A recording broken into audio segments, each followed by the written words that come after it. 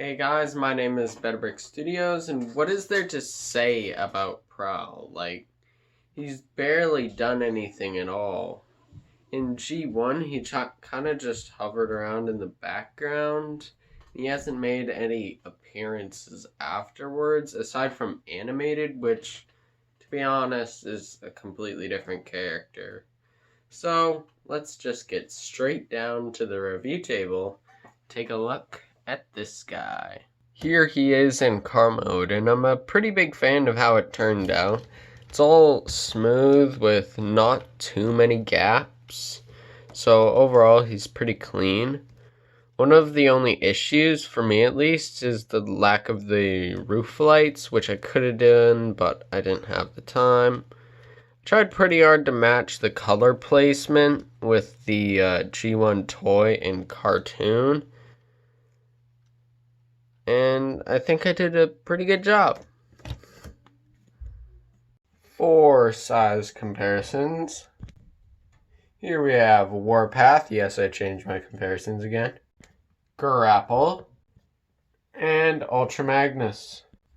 So as you can see, he is about the size of a normal deluxe. Now, to transform him, it's actually pretty simple. First, just gonna hinge this down. It likes to hinge down a lot. You can kind of untab and pull down the feet. Separate the legs. They connect by a little bar or Technic pin thing in there. And then you can just hinge up the torso on that ball joint there. Rotate that around, and we'll kind of leave it like that for now. Now for the upper part, you hinge the doors out like that. Then you bring the arms down like this. Angle them like that. Then you can move these doors right there, and then move the arms past. There's just a bunch of clearance issues there, so it's a kind of complex system. But then you can put the doors into whatever position you'd like. Then rotate the shoulder and fold this elbow back. Same thing on the other side. And then finally go under here, push on the hood. They'll flip that panel up, and that just folds back. And then finish up with the head. They'll hinge back. You should be able to, by turning it as you bring it up, you should be able to get it through the chest. And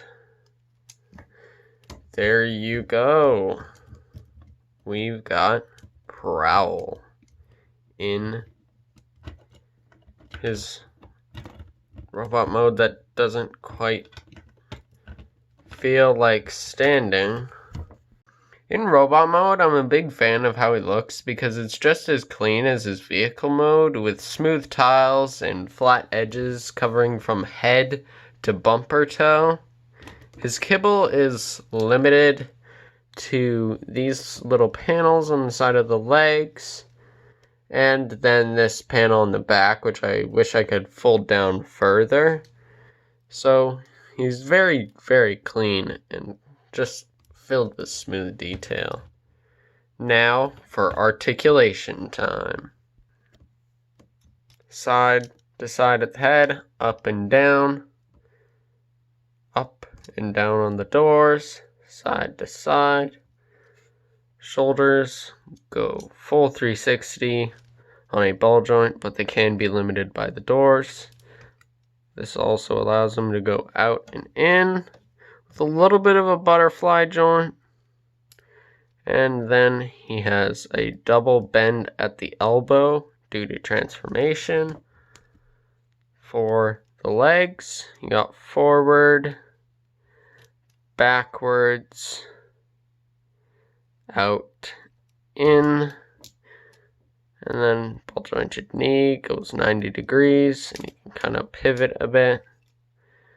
But the real pivot is down on his leg.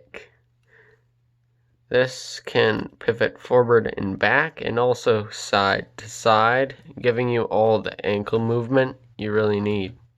So overall, he's pretty well articulate. For size comparisons, and yes, I forgot to do the robot mode's size comparison, so this is filmed afterwards. Here we have Warpath, Grapple, and Ultra Magnus. So he is about the size of a deluxe class figure. So to finish off, he looks good and poses very well. And he has very minimal kibble, which makes him worthy of a tutorial. I have been Metabrick Studios, and I'll see you next time.